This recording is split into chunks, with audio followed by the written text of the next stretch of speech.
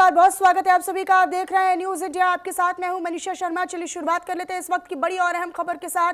बड़ी खबर यह है कि बिहार में नई सरकार बनाने की कवायद और तेज हो गई है। बिहार में कल बीजेपी विधायक दल की बैठक होने वाली है, जिसमें केशव प्रसाद मौर्य अब बिहार बीजेपी के पर्यवेक्षक की जिम्मेदारी निभाएंगे। साध्वी निरंजन ज्योति सह पर्यवेक्षक बनाई गई है, ऐसी जानकारी है। तो वहीं केंद्रीय मंत्री अर्जुन राम मेघवाल सह पर्यवेक्षक बनाए गए हैं। ये बड़ी खबर आप तक साझा करें। साध्वी निरंजन ज्योति जिनको सह पर्यवेक्षक की जिम्मेदारी दी गई है, ये बड़ी खबर आप जान लीजिए। हालांकि अब सरकार बनाने की कवायद और तेज हो गई है और ऐसे में सबको एकजुट करना या सभी दलों की सहमति के साथ फिर से सीएम के नाम पर मुहर लगाना, चाहे सीएम कोई भी हो। हालांकि अब तक की अटकलें ये कह रही हैं कि नीतीश कुमार ही अगले सीएम होने वाले हैं, लेकिन ये जो कल बैठक होने वाली है ये कई मायनों में बेहद खास और अहम हो जाएगी। साध्वी निरंजन ज्योति जो कि सह पर्यवेक्षक वहां पर बनाई गई हैं, अर्जुन राम मेघवाल सह पर्यवेक्षक बनाए गए हैं। इसके अलावा केशव प्रसाद मौर्य को भी पर्यवेक्षक की जिम्मेदारी दी गई है। अपने तमाम नेताओं को, दलों को एकजुट रखना, जब तक कि सरकार न बन जाए, मंत्रिमंडल न तय हो जाए, तब तक की जिम्मेदारी इन तमाम नेताओं को दे दी गई है। बिहार में नई सरकार बनाने का जो एक उसकी पूरी प्रक्रिया है वो और तेज होती नजर आ रही है, कवायद और तेज होती नजर आ रही है, जिसमें तमाम नेताओं को अलग अलग जिम्मेदारियां दी गई हैं कि भाई अब आपकी जिम्मेदारी है बिहार में सरकार बनने तलक किसी प्रकार की कोई टूट फूट की कोई गुंजाइश न रह जाए, किसी नेता के बीच में, दल के बीच में उनके पद को लेकर या उनकी जिम्मेदारी को लेकर किसी प्रकार का कोई मनमुटाव या क्लेश ना हो या मतभेद ना हो। इसकी पूरी जिम्मेदारी अब केशव प्रसाद मौर्य की रहने वाली है। साध्वी निरंजन ज्योति की रहेगी, अर्जुन राम मेघवाल जो कि सह पर्यवेक्षक बनाए गए हैं उनकी रहेगी। तो केशव प्रसाद मौर्य को अब बिहार बीजेपी का पर्यवेक्षक बना दिया गया है। साध्वी निरंजन ज्योति सह पर्यवेक्षक बनाई गई हैं और इसके अलावा केंद्रीय मंत्री अर्जुन राम मेघवाल को सह पर्यवेक्षक बना दिया गया है। इन तमाम चेहरों की जिम्मेदारी होने वाली है। जब तक सरकार नहीं बन जाती है तब तक कैसे एकजुटता रहे, अंदर खाने क्या चल रहा है, अगर कोई नाराजगी भी है तो उस नाराजगी को भी दूर किया जाए। और देखिए, जितना बड़ा आंकड़ा, जितनी बड़ी जीत, उतनी ही बड़ी जिम्मेदारी भी बनती है।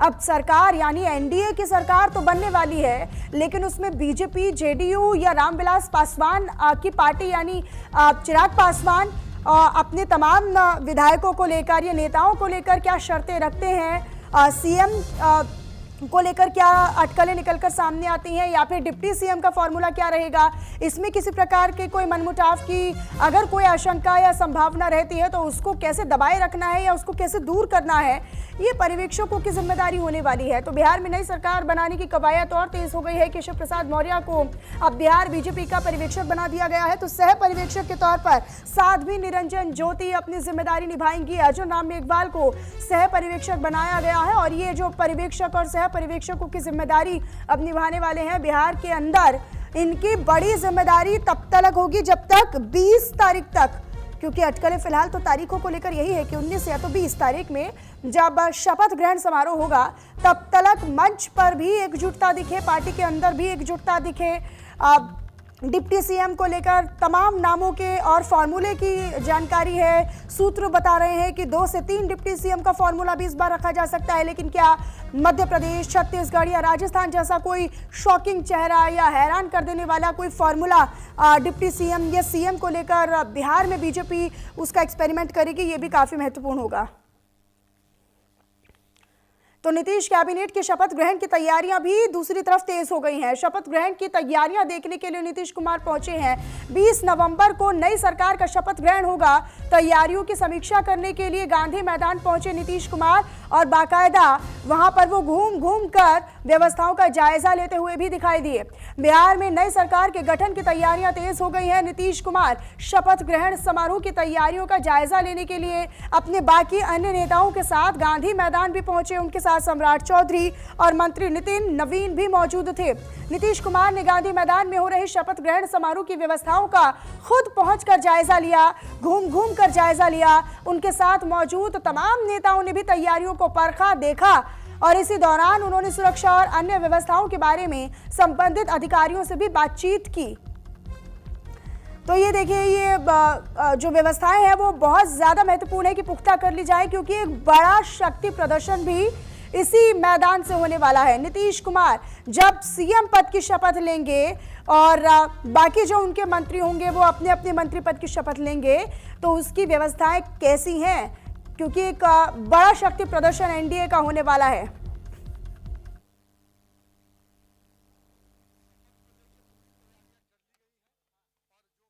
प्रारंभिक काम से लेकर पूरी तरह से जो मंच के निर्माण से लेकर एक भव्य परम सौभाग्य, बिहार की जनता का अभिनंदन। मैंने तो बोला ही था, दिल्ली से पटना में भी बोला था, ये जीत ऐतिहासिक है।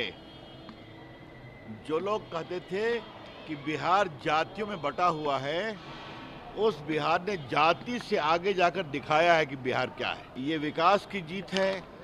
नीतीश जी पर विश्वास, नरेंद्र मोदी जी पर विश्वास, तो डबल इंजन किस प्रकार से आगे बढ़ रहा है, बिहार को बढ़ाएगा, ये देखा है।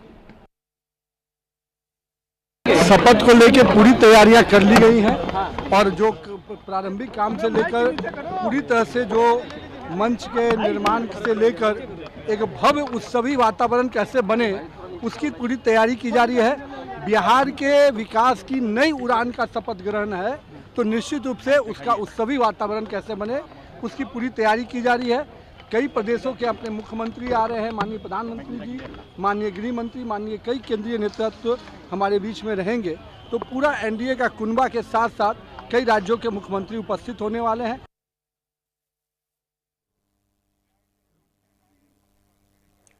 पंकज वानखेड़े मेरे साथ, मेरे सहयोगी जुड़े हुए हैं अधिक जानकारी के साथ। पंकज, क्योंकि अब लगातार सरकार बनाने की जो कवायद है वो बिहार से लेकर दिल्ली तक तेज हो गई है, क्या अपडेट आपके पास, क्या जानकारी?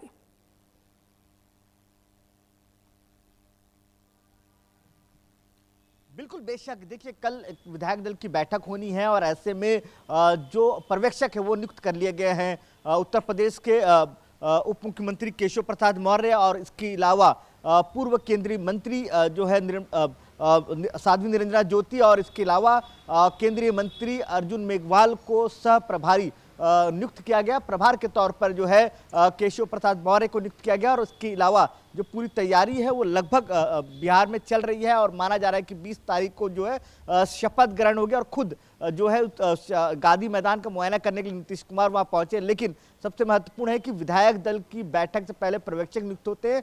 पर्यवेक्षक नियुक्ति की जो प्रक्रिया है वो पूरी हो चुकी है। जो सह प्रभारी थे, पहले चुनाव सह प्रभारी थे, उन्हीं को पर्यवेक्षक नियुक्त किया गया है और सह पर्यवेक्षक के तौर पर जो है साध्वी निरंजना ज्योति और केंद्रीय मंत्री अर्जुन राम मेघवाल को नियुक्त किया गया। पंकज, क्योंकि ये काफी महत्वपूर्ण हो जाता है, क्योंकि पर्यवेक्षकों की जिम्मेदारी भी बड़ी हो जाती है। पर्यवेक्षकों की जिम्मेदारी या फिर इनकी भूमिका की बात करें, सरकार के गठन तलक क्या भूमिका रहने वाली है?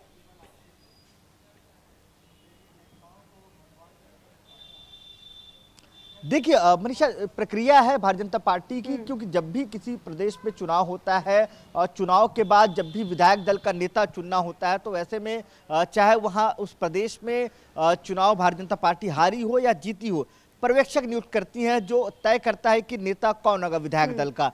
तो ऐसे में जो है पर्यवेक्षक नियुक्त किए गए हैं और ये पर्यवेक्षक जो है कल सुबह पटना पहुंचेंगे और वहां पे विधायक दल की जो बैठक होनी है उस बैठक में सम्मिलित होंगे और वहां तय होगा कि विधायक दल का नेता कौन होगा। और उसके बाद ये भी माना जा रहा है कि जो एनडीए की संयुक्त जो बैठक होगी विधायक दल के चुनाव के लिए, उस बैठक में भी जो पर्यवेक्षक मौजूद रहेंगे और वहां तय किया जाएगा कि जो है विधायक दल का नेता कौन होगा और उसके बाद जो है जो प्रक्रिया है शपथ ग्रहण की वो की जाएगी। और ये माना जा रहा है कि पंकज, देखिए, बीजेपी चाहे कितना ही बड़ा आंकड़ा क्यों ना लेकर आ जाए, जितना बड़ा आंकड़ा, जितनी बड़ी जीत, उतनी बड़ी जिम्मेदारी भी।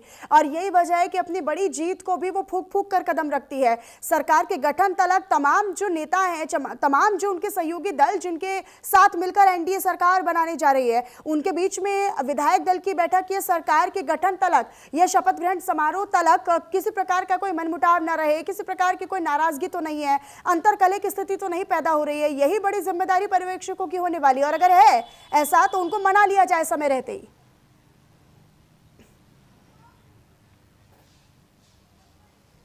बिल्कुल, बेशक पर्यवेक्षक की भूमिका यही होती है कि वहां जाके तमाम नेताओं के, विधायकों के मन को टटोला जाए, उनके मन में क्या है, क्या जो केंद्र केंद्रीय नेतृत्व जो तय करना चाहता है उसके इतर कोई नाम है या उसको लेकर कोई नाराजगी है, तो वो जो है पर्यवेक्षक वहां जाकर उन तमाम नेताओं से बातचीत करते हैं।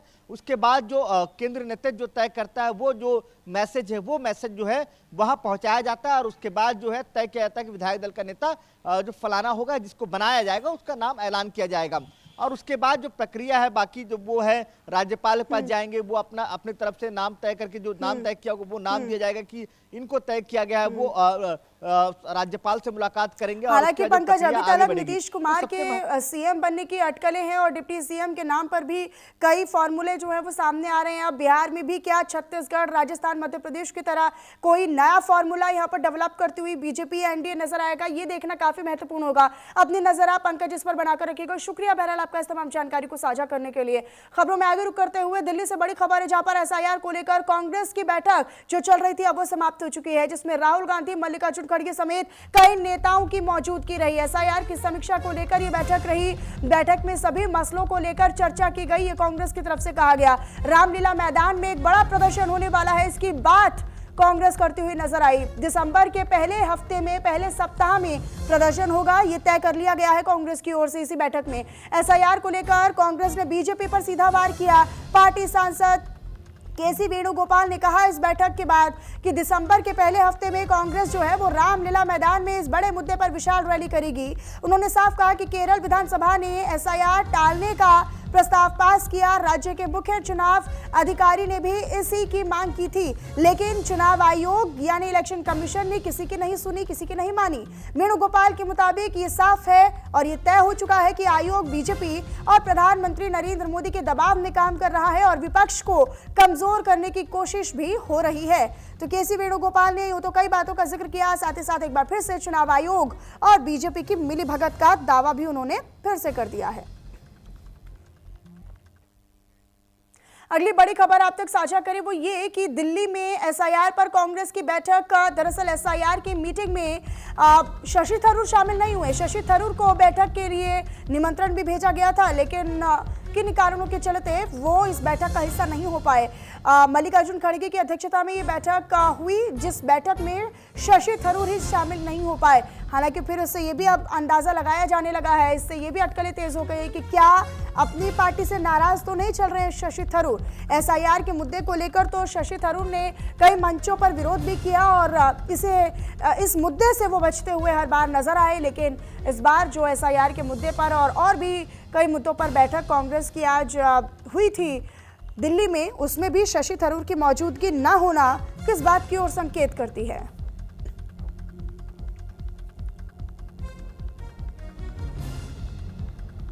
तो ये बड़ी खबर है जिसमें कांग्रेस के नेता यानी शशि थरूर अपनी ही पार्टी की बैठक में शामिल नहीं हुए।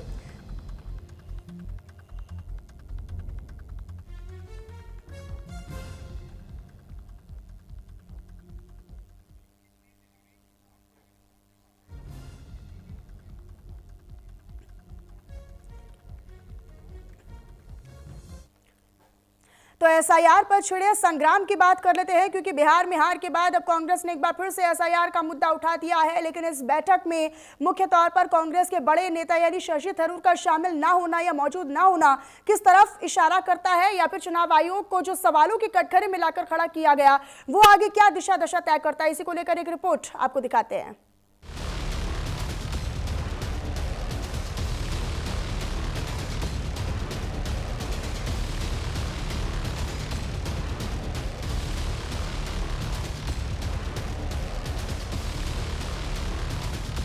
बिहार में मिली करारी हार के बाद पहली बार दिल्ली में कांग्रेस के बड़े नेता इंदिरा भवन में इकट्ठा हुए। मुद्दा था एसआईआर, जिसे लेकर मंथन का दौर शुरू हुआ। कांग्रेस अध्यक्ष मल्लिकार्जुन खड़गे और राहुल गांधी ने जिन 12 राज्यों में एसआईआर यानी मतदाता सूची के विशेष गहन पुनरीक्षण होना है, वहां के नेताओं से बातचीत की, एक एक कर सबकी राय जानी। इसके बाद बैठक में कांग्रेस अध्यक्ष खड़गे ने कहा, कांग्रेस असली मतदाताओं को हटाने या फर्जी मतदाताओं को शामिल करने की हर कोशिश का पर्दाफाश करेगी। कांग्रेस वोटर लिस्ट की रक्षा करेगी। बीजेपी वोट चोरी के लिए एसआईआर को हथियार बनाने की कोशिश कर रही है।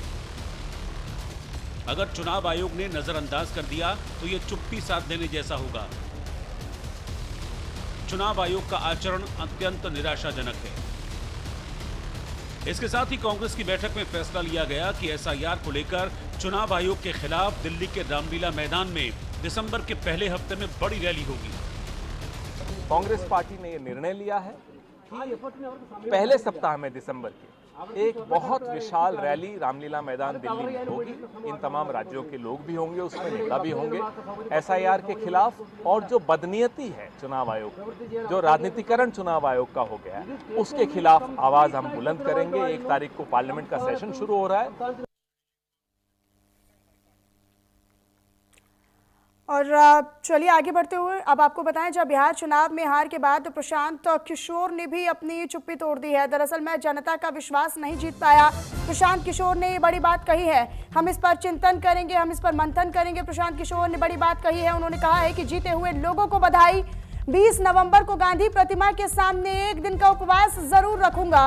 1 दिन का सामूहिक उपवास रहेगा, प्रशांत किशोर ने साफ कर दिया है। हार के प्रायश्चित के तौर पर उपवास रखूंगा, ये प्रशांत किशोर ने बड़ी बात कही है। चुनाव हारने की पूरी जिम्मेदारी मेरी है और जो कमी रही, जो कमी हुई है उसे सुधारा जाएगा।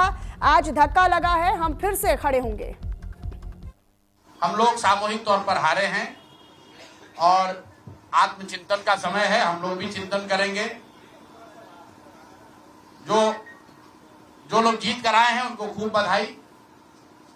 जनता ने अपने लिए अपना रास्ता चुना है, अपने लिए सरकार चुन ली है। अब नीतीश जी और भाजपा के लोगों पर जिम्मेवारी है कि बिहार में जिन बातों को लेकर वो सत्ता में आए हैं, बिहार में तरक्की हो, बिहार में भ्रष्टाचार से जो जनता जूझ रही है भ्रष्टाचार खत्म हो, यहाँ पर लोगों के लिए रोजी रोजगार हो और सबसे बढ़ के जो मुद्दा है पलायन का, बिहार से पलायन बंद हो। हम लोगों से जो गलती हुई है, जिन लोगों ने जन स्वराज के विचार पर इस सोच से इस प्रयास से जुड़कर एक सपना देखा था, एक उनकी सोच बनी थी।